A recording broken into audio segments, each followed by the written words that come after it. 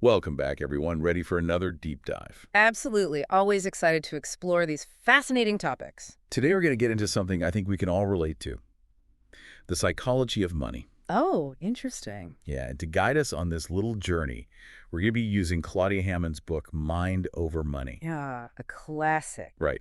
So we're going to uncover some of the hidden forces that shape how we think about, how we interact with money, from childhood piggy banks all the way to adulting and beyond. It really is amazing how much our psychology influences our financial decisions. Crazy, right? Like, we think we're being logical. Totally. But, come on, there's a whole world of subconscious stuff going on. Absolutely. So right out of the gate, Hammond throws out this wild idea.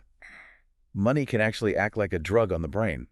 It's not just a metaphor. There's actual neuroscience to back it up. No way, really. Yep. The book talks about how money triggers this release of dopamine. Oh, a feel-good chemical. Exactly, that feel-good chemical. And it's the same reward pathway that's activated by things like, chocolate or even addictive substances. So that's why we get that little rush Exactly. when we see a big number in our bank account or we hear that cash register cha-ching. But here's where things get really interesting. Hammond describes this study where people watched videos of money being destroyed. Some videos showed real money getting torn up. Others showed fake money. I wonder. Right. So what do you think happened? Well, people probably didn't care about the fake money. You got it. But get this, people felt actual distress when the real money was destroyed. Even though it was unusable. Yep. Totally unusable. It wasn't about the physical piece of paper.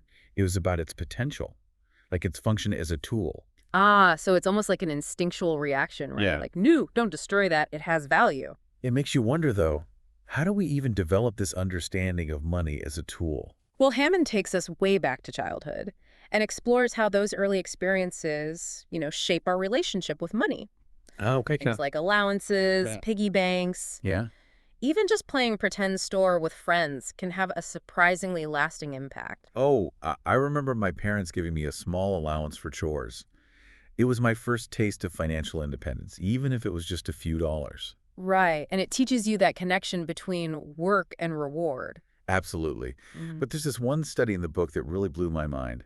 Researchers set up this play economy with kids A play economy, that's Well, interesting. where they could earn tokens Yeah. and then spend them on different activities, or they could save up for this super cool toy at the end. You'd think they'd all go for the big prize, right? That's what I do. Me too. Mm. But very few kids could resist the temptation of spending those tokens right away. Oh, wow. It's that desire for immediate gratification. Yeah. So powerful, even at a young age. And it's like those classic marshmallow experiments. Remember those? Yeah. Yeah, where the kids have to choose between one marshmallow now or two later. Exactly. But in this case, it's about learning to delay that gratification when it comes to spending. And those early patterns, they can really carry over into adulthood. It's crazy to think about how those childhood experiences might still be, like, secretly influencing our financial habits. Right. It's all connected. It is. So, okay, let's say we've learned a bit about money as kids. Okay. Now we're adults, right? Mm-hmm. How do our brains deal with making spending decisions? Right. Hammond gets into this thing called mental accounting, which is basically how we categorize money for different purposes in our minds. Interesting. So even though technically every dollar is the same, Right. we tend to treat money differently depending on where it came from or what we plan to use it for. Right. Makes sense. So the book has this perfect example. Imagine you're at home, and you're thinking about buying a $20 bottle of gin. Okay, yeah. You wouldn't hesitate. Right. But then you're on vacation, you're at a fancy bar, there's a breathtaking view, Uh-huh. and you happily shell out $10 for a single gin and tonic. Same gin. Maybe even less of it. Less. But we perceive the value totally differently because of the context. Oh, I see, because of where we are. Exactly. We've got these mental accounts for vacation money, fun money, essential money, and we spend accordingly. So it's all about the mental framing, really. Totally. And it's not just about vacations, right? Right. It's like when those airlines add baggage fees after you've already mentally committed to the ticket price. Oh, yeah. Suddenly that extra $50 feels like this massive loss because it wasn't part of the original mental account. It's like our brains are playing tricks on us. They are. And these tricks, they can be pretty powerful. And this kind of brings us to another big psychological bias, loss aversion. Ah, yes, loss aversion. The idea that the pain of losing money feels way stronger than the pleasure of doing the same amount. Oh, tell me about it. The book actually talks about this classic thought experiment where you imagine, losing $100 and then finding $100. Okay. Logically, they should just cancel each other out, right? Makes sense. But that pain of the loss tends to just feel much more intense. It explains why I, cling to things I don't even need. Uh-huh. Or I avoid selling investments, even when it might actually be beneficial. Yeah, that fear of loss can be pretty paralyzing. It is. But how can we use this knowledge to actually make better choices? That's a great question, and it's definitely something we're going to explore further. But first, let's shift gears a bit and talk about perception. This is a big one. Perception and money. Ooh, I'm intrigued. Perception. How does that tie into our financial choices? Well, Hammond highlights this really cool study that looked at how we perceive the size of coins.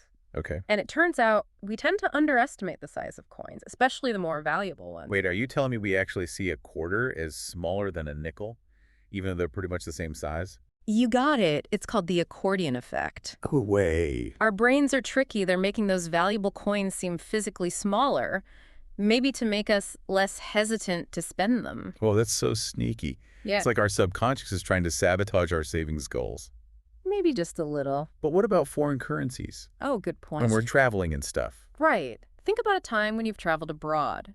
Those unfamiliar bills and coins can make it so hard to judge the actual value of things. Oh, tell me about it. I went to Europe once, and I ended up spending way too much because I just didn't understand the exchange rates. It's a super common experience. Our brains struggle to evaluate prices in those unfamiliar currencies. Which leads to all those impulse purchases and budget blowouts. Exactly. So being aware of these perception biases can help us make better decisions, especially when we're traveling or dealing with large sums of money. Precisely.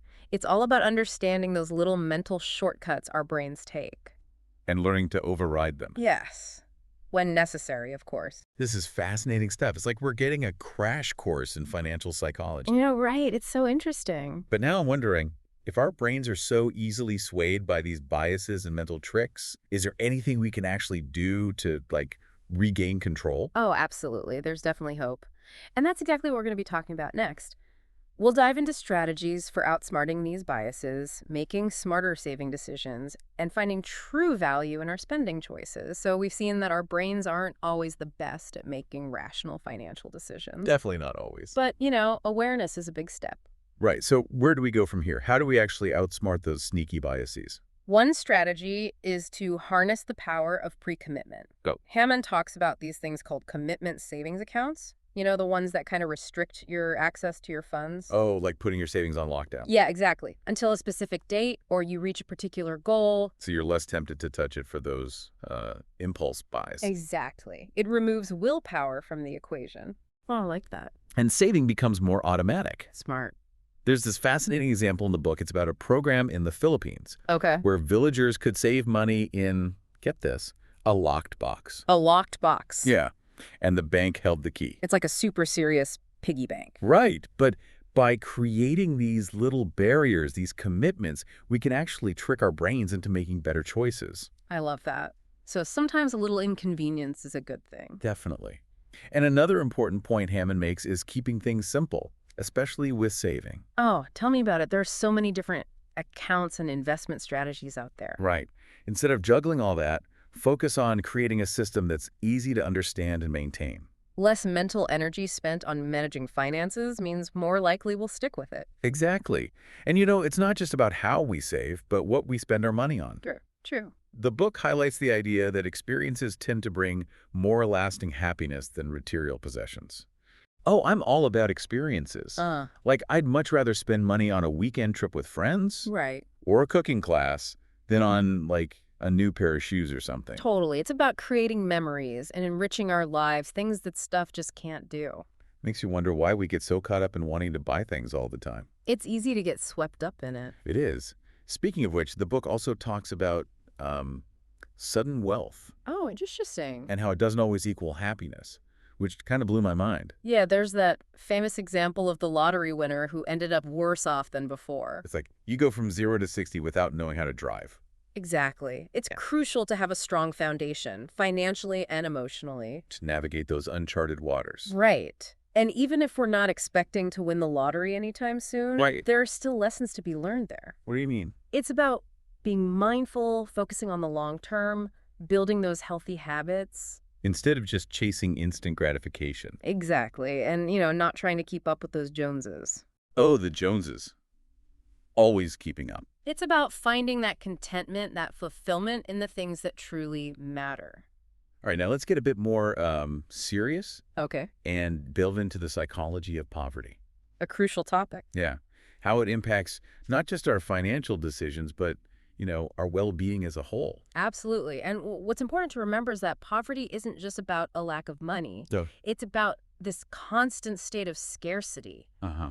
a mental and emotional strain that can actually make it harder to make good choices. The book mentions how financial stress can impair our cognitive abilities. Right. So it's tougher to focus. To solve problems. It's like having limited mental bandwidth. So if you're constantly worried about making ends meet, It's really tough to think straight and plan for the future. which explains why sometimes people make decisions that might seem, from the outside, a bit irrational. It's not about being irresponsible. It's about that chronic stress. It's a tough cycle to break. Absolutely. Hmm. But we have to ask ourselves, how can we support those experiencing hardship? In a way that empowers, not creates dependency. That's the key. It's a complex issue. For sure. And I think it starts with empathy. Rather than judgment. Exactly. And addressing those systemic factors, access to education, affordable housing, healthcare. Okay, let's switch gears a little bit. Okay. Lighten the mood. Talk about some of the quirkier aspects of our relationship with money. The fun stuff. Hammond shares some really interesting studies that reveal those sometimes irrational but often amusing tendencies we have. I love those. Me too. Like the accordion effect we talked about earlier, how we see those coins as smaller than they are. Our brains are playing tricks on us. They really are. It's wild, making those valuable coins seem less substantial, I guess. It's a great example of how abstract concepts like value can influence our perception. And it makes you wonder what other mental shortcuts are happening without us even realizing. Right. There's this other study in the book with lemonade stands. Lemonade stand. Yeah. They changed the wording on the signs. Okay, I'm listening. One sign said, spend a little time to enjoy a glass of lemonade. Okay. The other said, spend a little money. I see. So they were testing how people react to time versus money. Exactly. And you know what? People were way more generous when the sign emphasized time. Really? Yeah. It's like framing it in terms of time made it less transactional. More like a shared experience. Exactly. That's so interesting. It shows how just a slight change in language can affect our behavior, especially with spending.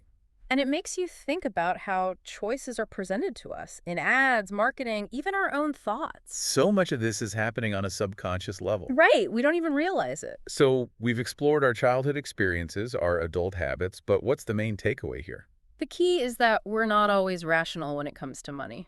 No, we are not. Our emotions, our biases, our social influences, they play a much bigger role than we think. So we shouldn't beat ourselves up over those impulse buys or, those little financial missteps. Exactly. We're human. We've got our quirks. And the more we understand them, the better choices we can make. choices that align with our values, our goals. Absolutely. Okay, before we move on, I'm curious about something that I think a lot of people struggle with. Debt. Ah, yes, the elephant in the room. I've noticed some people seem more comfortable with debt than others. Interesting observation. Is there a psychological reason for that? There are a few factors. Some people might have grown up around debt. It was normalized for them. Okay. Others might have a higher tolerance for risk or a really optimistic view of their future income. It's like those mental accounts we talked about. Exactly. Some view debt as good debt, a mortgage, a student loan. Makes sense. Others see it as a sign of failure, a threat. Right. And these perceptions can shape our borrowing habits. So someone who sees credit card debt as, normal might be more likely to rack up a big balance. Than someone who sees it as a slippery slope. So understanding our own psychology around debt can help us make better choices. Absolutely. It's about developing a healthy relationship with debt, Using it as a tool when necessary. but being mindful of the potential downsides. This has been an eye-opening conversation. It really has. I'm already thinking about those little changes I can make. That's great. But before we wrap up, what's one final thought-provoking idea you'd like to leave our listeners with? I think the biggest takeaway is this.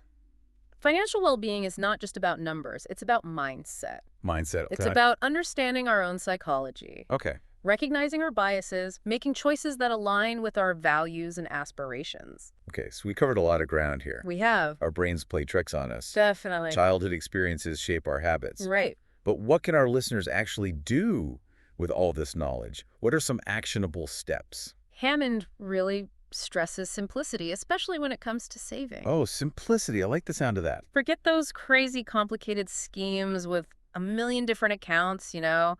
Sometimes the best approach is the most straightforward one. It's so easy to get overwhelmed with all the financial advice out there. Absolutely.